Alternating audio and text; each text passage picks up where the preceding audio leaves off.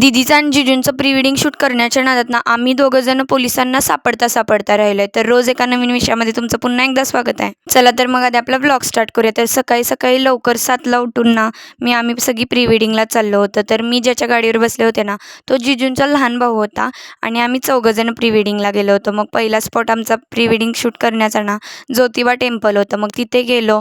तिथे जे जे काय काय व्हिडिओ शूट करायचे होते ना ते सगळे केले आणि मग तिथूनच पन्हाळ्याला जायला निघालो होतो. जिजूंच्या भावाचं लायसन नाही हे आम्हाला सगळ्यांना माहीत होतं, पण आम्हाला वाटलं की तिथे पोलीस नसतील. एवढा खटाटोप ना सगळा मी माझ्या प्री वेडिंगला सुद्धा केला नसता तेवढा मी माझ्या बहिणीच्या प्री वेडिंगसाठी केला आहे. आणि त्यात ना आमची पूर्णपणे वाट लागायची होती तशी लागून झाली होती. अशा काही गोष्टी घडल्या ना की त्या कायम आपल्या आठवणीत राहतात. तसंच आमच्यासोबत काही झालं. प्री वेडिंगच्या दिवशी ना इतक्या काही काही गोष्टी घडल्या की त्या आमच्यासाठी सगळ्या गोल्डन मेमरीजच होत्या.